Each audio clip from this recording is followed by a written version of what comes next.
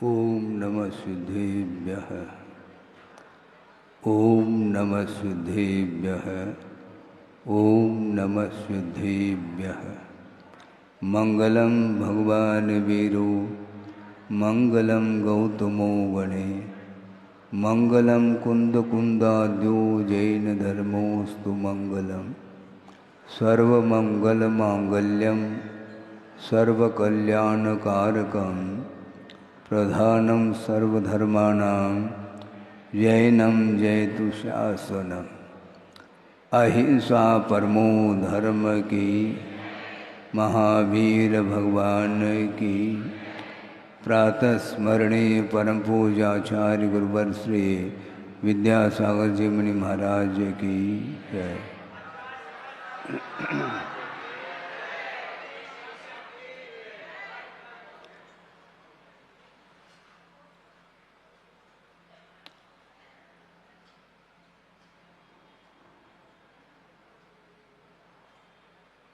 प्रभु को आपने भी नहीं देखा और हमने भी नहीं देखा, और अध्यात्म प्रणेता कुंद कुंद स्वामी को आपने भी नहीं देखा, हमने भी नहीं देखा, किंतु कुंद कुंद का परिचय, भगवान का परिचय किसने कराया है हम लोगों को? है गुरुदेव ने कराया है। कुंद कुंद और उनके पूर्ववर्ती और भी बहुत सारे आचार्य हुए हैं जिनका दर्शन हम लोगों ने नहीं किए हैं, और साक्षात प्रभु के साथ संबंध रखने वाले गणधर परमेष्टि जिनका भी हम लोगों ने दर्शन नहीं किए, किंतु वो हमारे लिए परोक्ष रहे, जिन्होंने अपने जीवन में लंबे समय तक गुरुदेव का दर्शन किया है, और उनकी देशना को जिनने सुना है, अब उनके लिए मैं कुछ सुनाने के लिए बैठूं, मुझे संकोच का अनुभव होता है। उन्होंने जो दिया है उसके ऊपर क्या देना शेष रह जाता है। इसके बाद भी आप लोगों की भावना, रुचि, लगनशीलता को देखते हुए हमें कुछ कर्तव्य करने के लिए गुरुओं की आज्ञा है, आदेश है, संकेत है, उसका मात्र मुझे पालन करना है। इससे अतिरिक्त मुझे कुछ कहने के लिए यहाँ पर आपने बिठाया जरूर है, कहना तो है, और मुझे कुछ भी नहीं कहना, क्योंकि उन्होंने जो किया है उसको अपने जीवन में हम कहाँ तक कर पाते हैं, किंतु उन्होंने जो हमें संकेत दिए हैं उसको आस्था और समर्पण भाव के साथ निरंतर उनकी वाणी को, उनकी चर्या को आत्मसात करते हुए जो चलता है, उसका मन कभी भी खेद खिन्न का अनुभव नहीं कर सकता। यह तय है। इसके बाद भी महाराज बार बार विशुद्धि घटती जाती है, संक्लेश का अनुभव होता है। क्या किया जाए? पुनः करने की बात आपने कही, उन्होंने करने के लिए सब कुछ कह दिया है। उन्होंने क्या किया उसको करना तो बहुत अत्यंत कठिन कार्य है, किंतु उन्होंने हम लोगों की क्षमता सामर्थ्य को देखते हुए जो उन्होंने कहा है उसको आत्मसात करने की आवश्यकता है। और जो व्यक्ति आत्मसात कर रहा है वो अपने आप में हल्का महसूस करता है। भारी कौन महसूस करता है? हल्का कौन महसूस करता है? तनावपूर्ण स्थिति में कौन रहता है? और टेंशन फ्री कौन रहता है?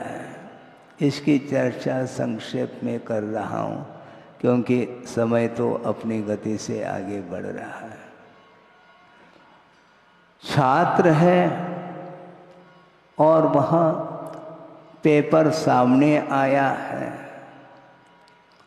और वह भारी महसूस कर रहा है। भारी महसूस कर रहा है जैसे स्पष्ट हो भारी महसूस जो कर रहा है उसमें अपने आप ही स्पष्ट हो जाता है कि उसने अध्ययन नहीं किया है। और जो सामने बैठा है पेपर लिखने के लिए और बहुत टेंशन फ्री हो करके लिख रहा है, और मान लो पेपर लिखने के लिए 3 घंटा समय दिया गया और लगभग 1-1.5 घंटे के अंदर ही वह पूर्ण करके चला जाता है। वह टेंशन फ्री है क्योंकि उसने अध्ययन किया है। इसलिए आप यदि विकल्पों से अपने आप को मुक्त करना चाहते हैं तो गुरुदेव ने जो जो जिस जिस समय जो कहा है कर्तव्य की दृष्टि से उसको करने के लिए निरंतर आप कटिबद्ध रहेंगे तो निश्चित रूप से आपको महसूस तक नहीं होगा कि कितना समय गुजर गया है। और गुरुदेव ने कई बार इस विषय को रखा हम लोगों के सामने कि आचार्य ज्ञान सागर जी महाराज का सानिध्य गुरुदेव के लिए बहुत अल्प समय के लिए मिला और उनकी समाधि के उपरांत वो 50 साल उन्होंने व्यतीत किए हैं, किंतु उन्होंने ये कहा कि 50 साल कैसे गुजर गए हैं मुझे महसूस ही नहीं हुआ, क्योंकि सामने साक्षात गुरुदेव आचार्य ज्ञान सागर जी महाराज विद्यमान रहे। इसलिए परोक्ष में भी प्रत्यक्ष का अनुभव करना इसी को बोलते हैं। वो तो चले गए, परिणमन है, ये होगा। इसके उपरांत भी उन्होंने जो कहा है उसको परोक्ष में भी बड़ी निष्ठा के साथ जो करता है उसका समय बहुत दीर्घ काल भी क्यों न हो महसूस नहीं हो पाता। 33 सागर की उम्र नीचे भी है, सप्तम पृथ्वी में नारकियों की उत्कृष्ट स्थिति और देव पर्याय में सर्वार्थ सिद्धि की उत्कृष्ट स्थिति भी 33 सागर है, किंतु जमीन आसमान का अंतर देखने को मिलता है। महाराज जमीन आसमान का अंतर क्यों? वहाँ पर भी 33 सागर की आयु और नीचे भी 33 सागर की आयु, मामला क्या है? मामला ये है, गुरुदेव ने यही कहा था, इसी को बोलते हैं अनुभाग। कर्म का जो अनुभाग है वो अपने आप में सामने दिखाई देता है।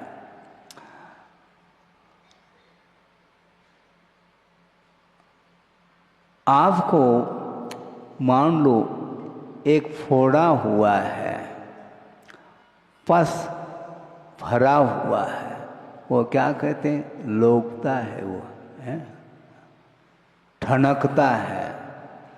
और दिन तो किसी भी प्रकार से हम उपयोग को डाइवर्शन करके उस वेदना से बचने का पुरुषार्थ करते हैं, किंतु रात में एक एक क्षण व्यतीत करना अत्यंत कठिन होता है।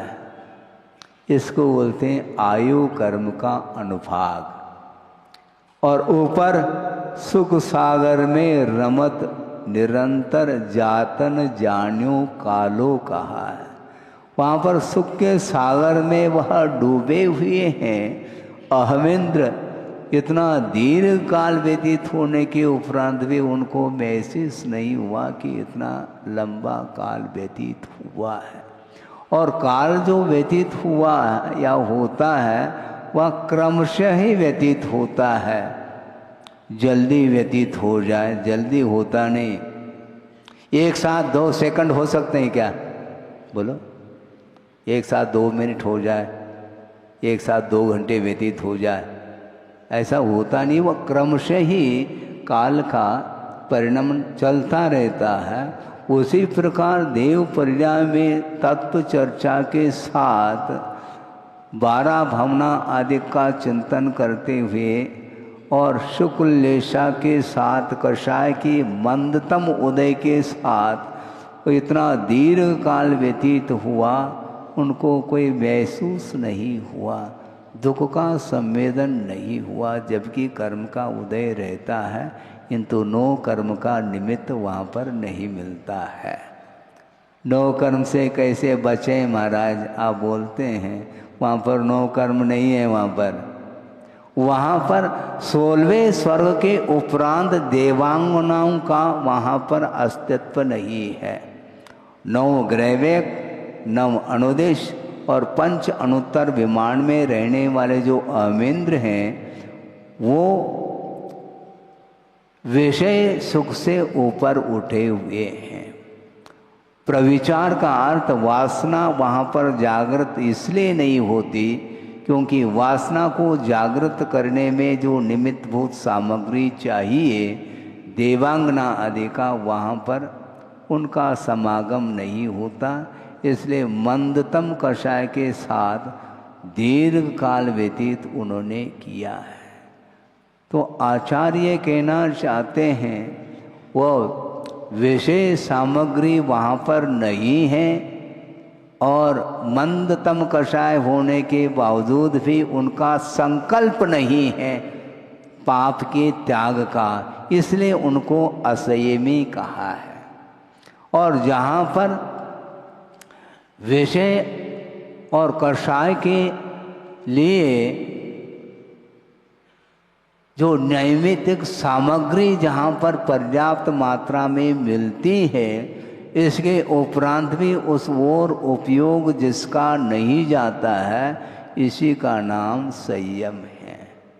हाँ, इसी का नाम से संयम का अर्थ कंट्रोल होता है, नियंत्रण का नाम संयम है। संयम और चारित्र में बड़ा अंतर है, पहले भी हमने कहा है, फिर से कह रहा हूँ। चारित्र का अर्थ चलना होता है और संयम का अर्थ नियंत्रण होता। आप नियंत्रण से चलिएगा, चलना तो है, उसके बिना मंजिल नहीं आएगी, किंतु संयम के साथ चलने का पुरुषार्थ करना है। और आचार्य महाराज का जो संयम था अद्भुत संयम, क्योंकि गुरु के परोक्ष में भी 50 साल उन्होंने साधना के साथ व्यतीत किए, कभी उनको कोई विकल्प नहीं सताया, क्योंकि वो विकल्प पालते नहीं थे, ये ध्यान रखो। और उन्होंने भी यही कहा विकल्पों को पालना नहीं, हमेशा कर्तव्य करते चले जाओ, विकल्प अपने आप शांत होते हैं। कर्तव्य से ज़्यादा हम आगे बढ़ गए तो निश्चित रूप से विकल्प ही हाथ लगेंगे। कर्तव्य करिए, आपका क्या कर्तव्य है? महाराज आप बताओ, हम काय को बताएंगे? उन्होंने नहीं बताया क्या? उन्होंने सब कुछ बताया है, मुझे बताने के लिए कुछ शेष रहा ही नहीं। उन्होंने जो बताया उसका अनुसरण करिए। आप निरंतर निष्ठा के साथ यदि करते हैं निश्चित रूप से विकास देखने में आता है, बहुत जल्दी विकास देखने में आ सकता है। किंतु विकास हो रहा है क्या नहीं हो रहा है, इसी ओर हमारा उपयोग जाता है और विकास करते नहीं हम। सोचो विचार करो। इसलिए उनका ये कहना था कि परोक्ष में भी जो निष्ठा के साथ साधना में रत होता है वह बहुत बड़ा साधक माना जाता है। गुरु के प्रत्यक्ष में रह करके आचरण का पालन करना सरल है, किंतु उनके परोक्ष में मन मानता नहीं, कुछ भी करने के लिए तैयार हो सकता है नहीं। उन्होंने जो कहा है वही करना है मुझे। परिणाम नहीं निकल रहा है, हमें आवश्यकता नहीं परिणाम की ओर, हमारे दृष्टि नहीं हमारी। क्योंकि यथार्थ यदि हम व्रतों का चारित्र का पालन करेंगे तो परिणाम की ओर दृष्टि रखने की आवश्यकता ही नहीं पड़ती है। हाँ, आचरण को सुधारो, विचारों को सुधारने का प्रयत्न करो। आचार और विचार में साम्य होना चाहिए। आचरण में थोड़े बहुत क्या अपनी क्षमता के अनुरूप आचरण को सुधार लिया, लेकिन विचारों में भिन्नता है, परिणामों में कलुषता है, तो वह मात्र शारीरिक और वासनिक ही एकमात्र आचरण रह जाता है। जो मानसिक आचरण है, जिसको भावात्मक परिणति बोलते हैं, वह महत्वपूर्ण है और गुरुदेव ने इसी को फोकस बनाया हम लोगों के लिए भी। और जो भी व्रती हैं उनके लिए भी उनका बार बार संबोधन इसी बात को लेकर के हुआ कि वर्तमान में दीर्घ सहनन नहीं होने के कारण विशेष तप आदि को करने की हमारे अंदर क्षमता रही नहीं। इसलिए अंतरंग साधना की ओर दृष्टि होनी चाहिए और अंतरंग साधना के माध्यम से ही हम अपने आप को हल्का महसूस कर सकते हैं। क्योंकि भारी जो मन जो उपयोग जो भारी पने का अनुभव करता है, निश्चित रूप से वहाँ पर कषाय आदि जागृत रहते हैं। इसलिए दया दम त्याग समाधि निष्ठम एक कारिका आपके सामने रख रहा हूँ। इसलिए रखता हूँ क्योंकि भले ही वह कारिका का अर्थ आपको संस्कृत नहीं है इसलिए नहीं आ सकता, कोई बाधा नहीं, किंतु उसका भाव तो मैं आपके सामने रखूँगा। और बार बार इन कारिकाओं को दोहराने से अपना उपयोग भी उस ओर जा सकता है। इस उद्देश्य को लेकर के मैं बार बार रखता हूँ क्योंकि मुझे भी तो स्वाध्याय करना है। और स्वाध्याय करने के लिए आप बैठे हैं महाराज, हम स्वाध्याय करने के लिए थोड़ी बैठे, हम तो प्रवचन सुनने के लिए बैठे। हम सुनो, ध्यान रखो, वह भी स्वाध्याय का ही अंग है। वाचना, प्रचना, अनुप्रेक्षा, आमनाएं और धर्मोपदेश, ये पांचों स्वाध्याय के अंग हैं। इसलिए आगम के अनुरूप आपके सामने कुछ विषय दिया जा रहा है, इसी को देशना अथवा प्रवचन बोलते हैं। तो मैं क्या कह रहा था? मैं ये कह रहा था आचार्य समंतभद्र स्वामी ने यह कारिका दी है कि दया दम त्याग समाधि निष्ठम नय प्रमाण प्रकृतांज सार्थम अदृश्य मण्य अखिलई प्रवादई जिनत्वदीयम मत मत द्वितीयम। हे भगवान, आपका मत अद्वितीय मत है। आपके मन के मत के अनुरूप दुनिया में कोई भी मत नहीं है, इसलिए आपका मत अद्वितीय है। अखिलई प्रवादे अदृश्यम कहा, अन्य जितने भी मतांतर हैं, वादी प्रतिवादी आदि हैं, उनके द्वारा आपका मत परास्त नहीं हो सकता। क्यों? दया दम त्याग समाधि निष्ठम कहा। आपका जो मत है वह दया से निष्ठ है दम अर्थात इंद्रिय दमन से भी निष्ठ है, युक्त है, त्याग से भी युक्त है और समाधि से भी युक्त है।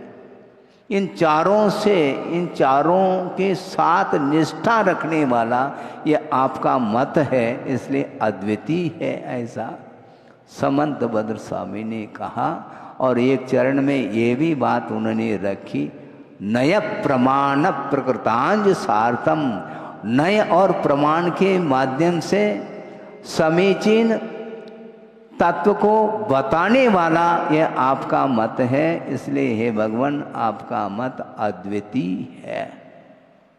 इसीलिए आचार्य कहते हैं भगवान ने क्या क्या कहा और उसका अनुकरण उत्तरवर्ती आचार्यों ने किया और निरंतर वो अनुकरण करते रहते हैं, इसलिए उनके माध्यम से प्रभावना होती है। मैं प्रभावना करने के लिए नहीं बैठा हूँ, किंतु जो कहा है उसमें निष्ठा जागृत करने के लिए हम निरंतर प्रयासरत रहेंगे तो निश्चित रूप से प्रभावना हो सकती है। स्वयं जब तक अनुकरण नहीं करेगा तब तक उसका कोई भी प्रभाव नहीं पड़ता है। हमने कहावत सुनी थी यहीं की, उत्तर भारत में, साउथ में नहीं। क्या सुनी थी महाराज? हमने ये सुना कि पर उपदेश कुशल बहु तेरे। बहुत सारे लोग होते हैं उपदेश पर को उपदेश देने के लिए तो कुशल होते हैं, किंतु उस उपदेश का अनुकरण करने वाले बहुत विरल ही होते हैं। इसलिए मैं उपदेश देने के लिए बैठा हूँ। इससे भी अच्छे साहित्यिक शैली से उपदेश देने वाले दुनिया में बहुत सारे मिल सकते हैं। समय सार के ऊपर पीएचडी, समय सार के ऊपर डिलीट पद, मूलाचार के ऊपर पीएचडी, और संयम अपने जीवन में नहीं आया उसके बाद भी पीएचडी कर रहे हैं और डिलीट पद को उपाधि को लिया जा रहा है। मूलाचार के ऊपर संभव है, उस मूलाचार के ऊपर जो उन्होंने रिसर्च किया, थीसिस लिखी है, शायद संभव है उतना ज्ञान मेरे पास भी ना हो, क्योंकि ज्ञान की बात कह रहा हूँ, आचरण अलग है। पूरा का पूरा समय सार कंठस्थ मुखाग्र किया जा सकता है, मूलाचार को भी मुखाग्र किया जा सकता है, किंतु आचरण में मूलाचार और समय सार आना चाहिए। हाँ महाराज, इसलिए तो हम कहते हैं मध्याह्न में आप जिज्ञासा समाधान को आपको बंद नहीं करना चाहिए। अरे समाधान होने के उपरांत जिज्ञासा उत्पन्न होनी नहीं चाहिए, कायदे से देखा जाए। बार बार क्यों जिज्ञासा रखते हो? आगम के अनुरूप आप चलने का प्रयास करेंगे तो कोई भी जिज्ञासा उठेगी नहीं। हाँ, सूक्ष्म तत्व की दृष्टि से जिज्ञासाएं हो सकती हैं और उसका मान लो यथोचित समाधान नहीं भी मिलता है तो हमारा मोक्ष मार्ग अवरुद्ध नहीं होगा, क्योंकि प्रयोजनभूत जो तत्व है उसका परिज्ञान हो जाना चाहिए, हमारी गाड़ी स्टार्ट हो जाएगी। हाँ, वो सूक्ष्म गहराई के साथ महाराज, क्या गहराई है, दिव्य ध्वनि की जो गहराई है वह गणधर परमिष्टि के लिए भी वहाँ तक वो नहीं पहुँच पाते और हम पहुँच रहे हैं वहाँ तक। क्या पहुँचेंगे? नहीं पहुँच पाएंगे। इसलिए दया दम त्याग समाधि निष्ठम कहा। दया में निष्ठा होनी चाहिए। अहिंसा, करुणा, दया, अनुकंपा ये लगभग एक ही अर्थ को सूचित करने वाले शब्द हैं और निरंतर हमारे अंदर दया का भाव जागृत होना चाहिए। और दयोदय का निर्माण गुरुदेव ने किया क्या नहीं? हाँ, इसलिए महाराज आपको दयोदय आना चाहिए। बात आ गई वो अपना दयोदय आना चाहिए। ये क्या वस्तु हो? दया के प्रति निष्ठा होनी चाहिए। आप कहीं भी रहो किंतु अहिंसा के प्रति जो निष्ठा है वह महत्वपूर्ण है। हाँ, और बहुत सूक्ष्म यह स्वरूप है अहिंसा धर्म का स्वरूप। यह अन्यत्र स्वरूप देखने को नहीं मिलेगा, क्योंकि द्रव्य अहिंसा अलग वस्तु है, भाव अहिंसा अलग वस्तु है। महाराज भाव अहिंसा किसको बोलते हैं? सुनो, भाव अहिंसा उसको बोलते हैं रागादिक भावों की उत्पत्ति का नहीं होना भाव अहिंसा है। आप लिख के रखो महाराज, बहुत कठिन है, कठिन तो है, और परीक्षा कठिन ही हुआ करती। पेपर जितने भी प्रश्न पेपर वो कठिन ही होते हैं, सरल नहीं होते हैं। वो कठिन क्यों महसूस कर रहे हैं? आपने अध्ययन किया नहीं, इसलिए आपके लिए वह पेपर कठिन जा रहा है। हाँ, छात्र बोलता है महाराज इस बार पेपर जो है ना ये आउट ऑफ कोर्स का विषय आया था। अच्छा, वो केवल आपके लिए आउट ऑफ कोर्स का पेपर आया क्या सबके लिए? फिर शांत हो गया वो। आउट ऑफ कोर्स यदि है तो मेरिट में कैसे आ रहे हैं दूसरे छात्र? उनके लिए कोर्स का आ गया और आपके लिए केवल आउट ऑफ कोर्स का विषय आया। ऐसा है क्या? ऐसा है ही नहीं। जो सिलेबस है उसी के अंतर्गत जो विषय आया है उसी को रखा गया। घुमा फिरा करके प्रश्न रखते हैं, इसलिए वह जटिल महसूस होता है। घुमा फिरा करके रख रहे हैं महाराज, तुम घुमा फिरा करके अध्ययन करो ना, क्या बात हो गई? हर एंगल से सोचोगे तो निश्चित रूप से कहीं ना कहीं वह जो विषय है, जो छुपा हुआ विषय, वह सामने आ सकता है। हम एक ही एंगल से सोच रहे हैं, एक ही पहलू से सोच रहे हैं। अनगढ़ जो हीरा है उसमें पहलू लाए जाते हैं, तराशने पर उसमें कितने अनेक प्रकार के पहलू आ सकते हैं। अष्ट पहलूदार आदि भी, ये भी सुना है। तो ये आया क्यों?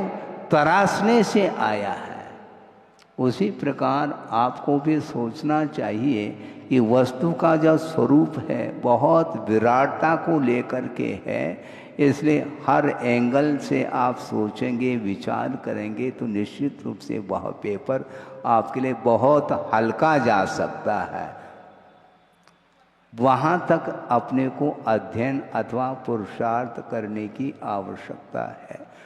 वस्तुतः देखा जाए, लगभग प्राय कह रहा हूँ क्योंकि एक्सेप्शन तो हर क्षेत्र में है, प्राय करके पुरुषार्थ नहीं करना चाहता संसारी प्राणी। और रेडीमेड हमें मिल जाए, ये मिल जाए ये भूल जाओ। मिलेगा ना कुछ भी नहीं मिलेगा।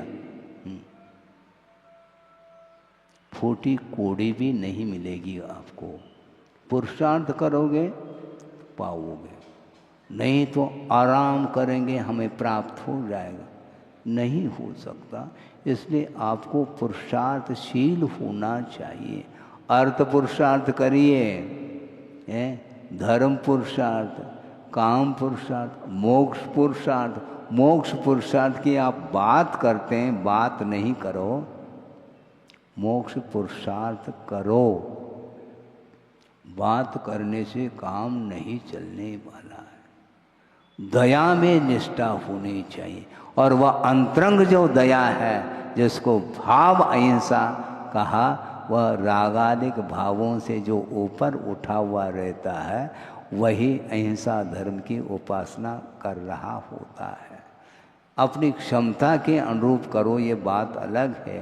राग की मात्रा कम से कम होना चाहिए, और राग की मात्रा कम हो रही है तभी तो पुण्य का अर्जन कर रहे हो आप। प्रतिदिन पुण्यार्जक जो बन रहे हैं वे राग है उनका कम हो रहा है क्या नहीं? कम हो रहा है क्या नहीं? अनुपात से हो रहा है परसेंटेज, लेकिन परसेंटेज बढ़ना चाहिए। जितना आपके पास है उस हिसाब से, उस लेवल से ही आपको करना पड़ेगा, ऐसा नहीं, भीतर से वह करता है। इसमें कहीं भी कोई प्रेशर नहीं, ना प्रेशर है ना थ्रेशर है, कुछ है ही नहीं यहाँ पर। जिसके अंदर भाव है उसको रोक नहीं पाएंगे आप, पक्की बात है। इसलिए हम कुछ कहते ही नहीं, आकर के बैठ गए तो संचालक महोदय कहते रहते हैं, उनकी आवाज़ को हम सुनते रहते और धीरे धीरे वो बोलते चले जाते हैं, तो सामने वाले का भाव भी आगे बढ़ता चला जाता है। एक आध मुस्कान दे दें तो पर्याप्त हो जाता है फिर बाद में, है ना। लेकिन उतना तो आवश्यक होता है, वो हम कर भी लेते हैं, इतना ही मोटिवेट किया जाता है। प्रेरणा इसी को बोलते हैं, ज़्यादा नहीं है इसमें, क्योंकि भीतर के परिणाम उसके अंदर जागृत है, तो थोड़ा सा सहयोग देने की आवश्यकता होती है। जेक लगाना जिसको बोलते हैं आप लोग, जेक लगाया जाता है, लेकिन केवल जेक के ऊपर ही गाड़ी नहीं चलती, ध्यान रखो। गाड़ी खराब हो गई तो जेक लगा करके उसकी खराबी को आप सुधारते हैं, फिर बाद में जेक को निकाला जाता, तब गाड़ी स्टार्ट करते हैं।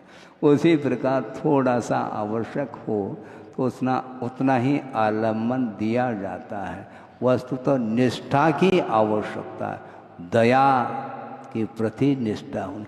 अरे अनंत काल से राग करते आए हैं, अभी भी उसी में हम उलझ रहे हैं, उलझते ही चले जा रहे हैं। और सुलझाओ भगवान बोलते हैं हम भगवान के सामने, हम उलझते चले जाएं और सुलझाने का काम उनका है। मतलब वो ये करते रहेंगे क्या, तुम उलझते चले जाओ और वो सुलझाते रहे, ऐसा नहीं। हमें उलझना नहीं चाहिए।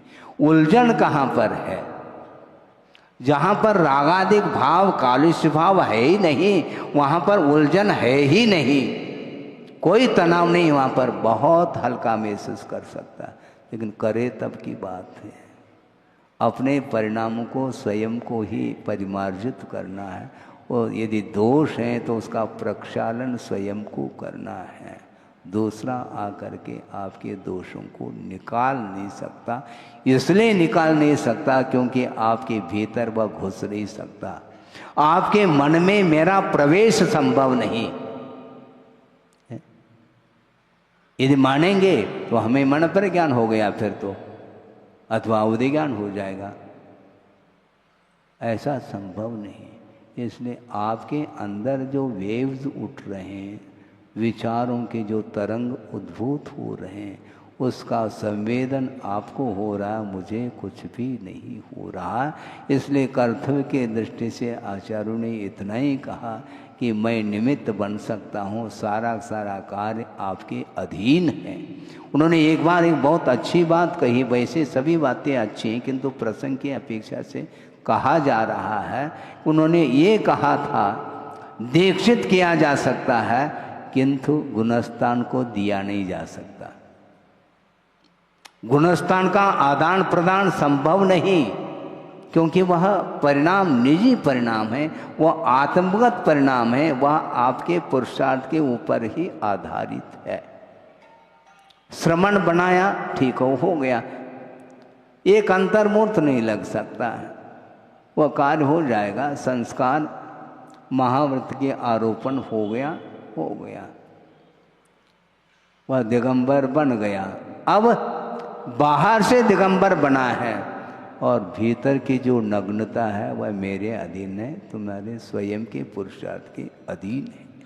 अपने भावों को जो सुरक्षित रखना है वह स्वयं का पुरुषार्थ माना जाता है, क्योंकि मूलाचार के आधार से, श्रावकाचार के आधार से अथवा समयसार आदि के आधार से जो कुछ भी विषय दिया जाता है वो मात्र दिया जा रहा है। उसको जो आत्मसात करता है तो उसके परिणाम उज्जवल बन सकते हैं।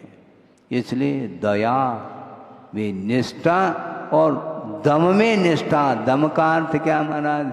दम घुट रहा है? दम का अर्थ है इंद्रिय विजय, इसको दमन बोलते हैं। इंद्रियों के ऊपर विजय प्राप्त करना ये बहुत कठिन होता है, और इंद्रिय दमन के बिना दया में परिपूर्णता नहीं आ सकती।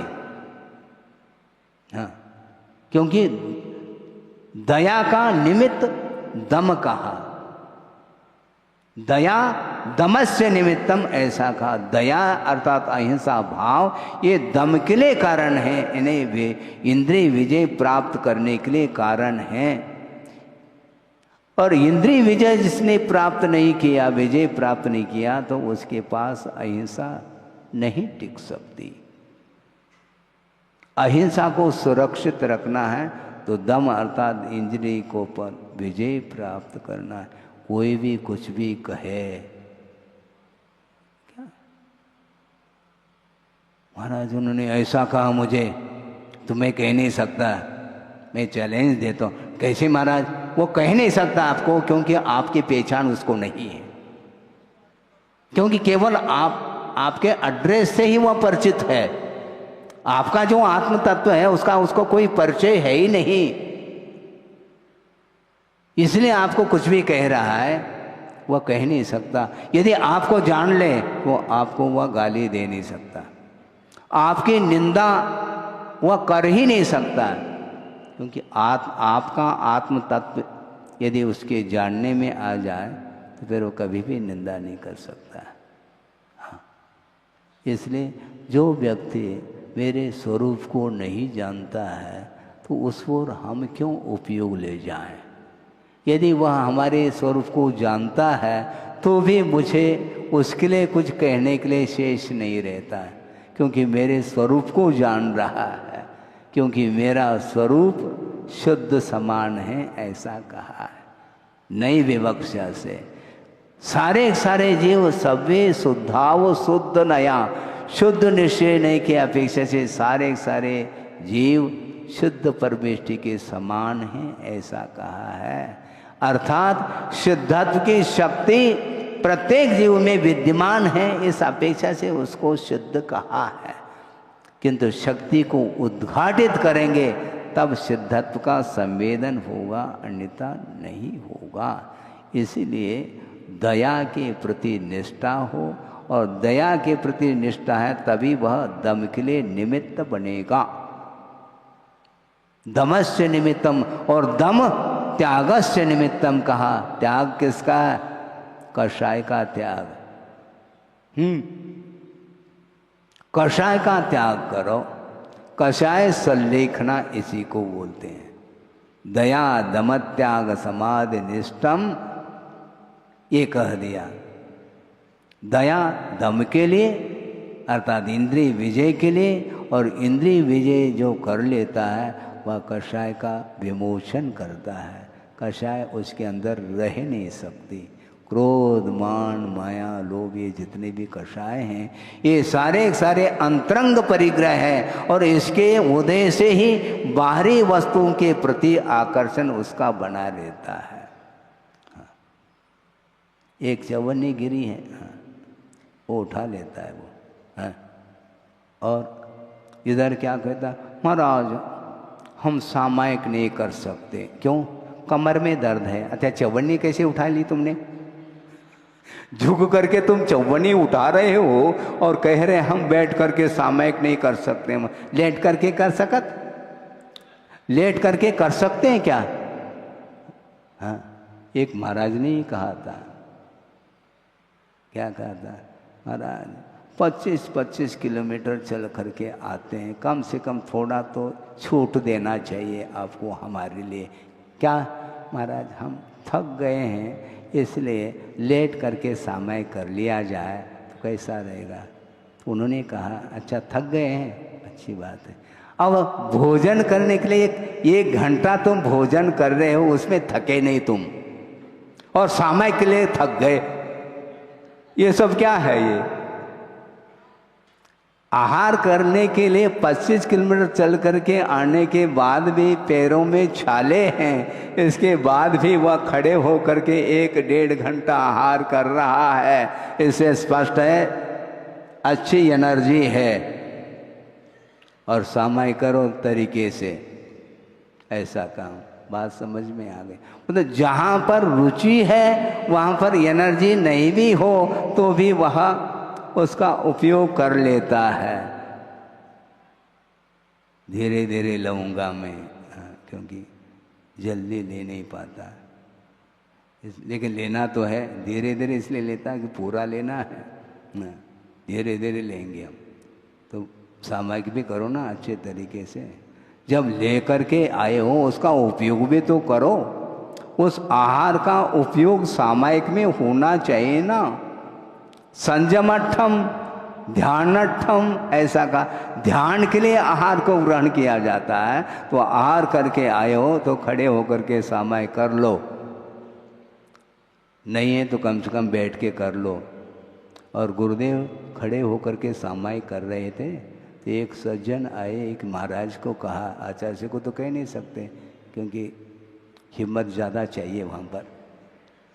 और ये महाराज के सामने रखा कि महाराज गुरुदेव खड़े होकर के सामायिक कर रहे हैं, इसमें क्या रहस्य हो सकता है?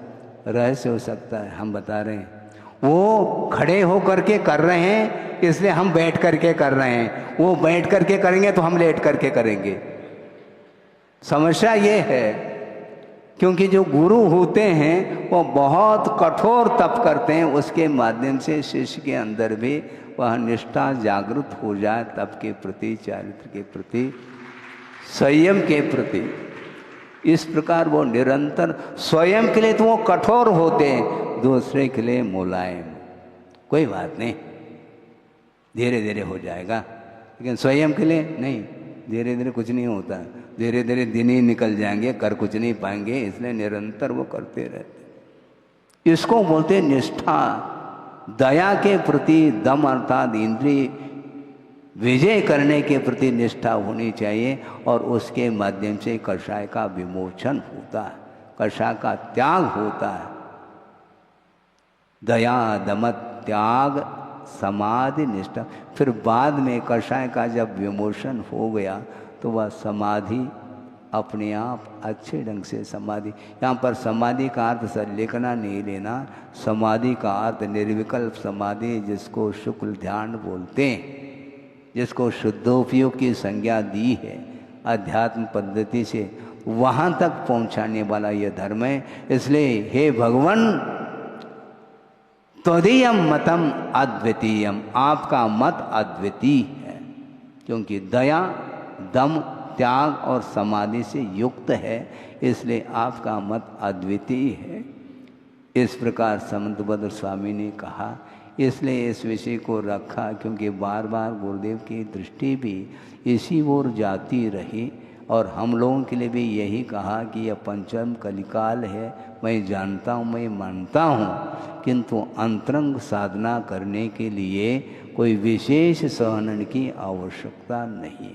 उनका ये कहना था कि आंख मेज करके दीवार की ओर मुख करके बैठा नहीं जा सकता क्या? क्या इसके लिए भी दीर्घ सहनन की आवश्यकता है क्या? नहीं, लेकिन ये बैठा नहीं जा रहा है। इसको बोलते हैं अंतरंग साधना। बहुत कठिन होता है, लेकिन उनका यही कहना है कि वस्तुतः मोक्ष मार्ग यही है। उन्हें बहुत अच्छी बात थी। 2 मिनट में प्रसंग सुना करके समाप्त करता हूँ।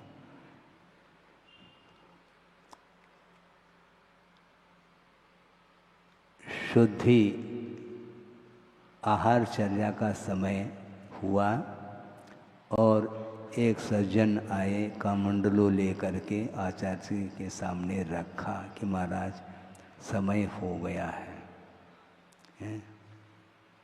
तो ठीक है।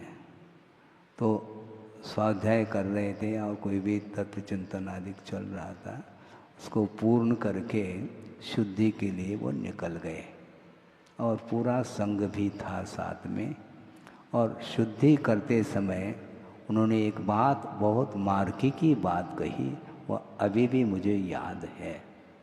लिखने की आवश्यकता नहीं हमें, यही संस्मरण बनता है। उन्होंने ये कहा कि देखो, वर्तमान में ये पंचम कलिकाल है, चतुर्थ काल है नहीं, इसलिए मास तक उपवास करने की क्षमता, 4 मास 6 मास उपवास आदि करने की क्षमता अपने भीतर नहीं है। इसलिए प्रतिदिन भी यदि उठना पड़ता है, उठो, कोई बात नहीं, किंतु क्या, मन से नहीं उठना। क्या कहा उन्होंने? मन से नहीं उठो, उठना पड़ रहा है, थोड़ा ले करके आ जाओ। उसमें निष्ठा नहीं होनी चाहिए, धर्म में निष्ठा रखो। हाँ, शरीर उसके बिना वह चल नहीं सकता है। धर्म की आराधना करने के लिए, रत्नत्रय की उपासना करने के लिए यह शरीर एक सहायक सिद्ध होता है, साधन के रूप में है। इसलिए थोड़े बहुत पेट्रोल दो, किंतु मन से नहीं उठना, ये उनका कहना था। इसी को बोलते हैं अंतरंग साधना। उनके एक एक शब्द सूत्र के काम करते हैं। ये मुक्तागिरी की बात है, बहुत पुरानी बात हो गई उस समय। इस प्रकार ये कहने की क्या आवश्यकता है? आवश्यकता इसलिए, वह स्वयं के लिए नहीं कह रहे हैं, उनको तो वही करना है, किंतु संघ की दृष्टि भी उस ओर चली जाए। ये तो दिन निकलते चले जा रहे हैं। हाँ, हमें दीक्षित हो करके 25 साल हो गए, 50 साल हो गए, इतने साल हो गए, साल नहीं गिनो। उनका कहना था दिन नहीं गिनो। किंतु विशुद्धि कितनी बढ़ रही है, उस ओर ध्यान देना चाहिए। मैं चिर दीक्षित हूँ, रखो। मुझे मालूम है, क्योंकि हमने तो दीक्षित किया तुम्हें। किंतु दीक्षित होते समय जो विशुद्धि थी, वह विशुद्धि बरकरार बनी रहनी चाहिए, अथवा उसमें विकास और होना चाहिए। उसमें डिमोशन नहीं होना चाहिए, प्रमोशन निरंतर होना चाहिए। प्रति समय अपने भावों की, अपने परिणामों की परीक्षा करते रहो। उसके बिना अपने परिणाम पकड़ में नहीं आते, अपने दोष स्वयं को पकड़ में नहीं आते हैं। इसलिए दूसरे के दोषों की ओर दृष्टि रखने की अपेक्षा अपने दोषों की ओर जो बार बार दृष्टि जिसकी जाती है, वही व्यक्ति उन दोषों को परिमार्जित करने के लिए वह हरदम वह सावधान रहता है और अपने परिणामों को उज्जवल बनाता है। बात इतनी सी थी कि वस्तुतः इस प्रकार प्रतिदिन कोई न कोई निमित्त को लेकर के प्रसंग दिया जाएगा, लेकिन उसका सदुपयोग करना यह हमारा उद्देश्य होना चाहिए। अहिंसा परमो धर्म की जय। बोधि समाधि परिणाम शुद्धि स्वात्मोपलब्धि शोक शुद्धि चिंतामणिम चिंतित वस्तुदाने वाम वंद मानस्य ममास्तु देवी। परम पूजाचार्य गुरुवर श्री विद्यासागर जी मुनि महाराज की जय।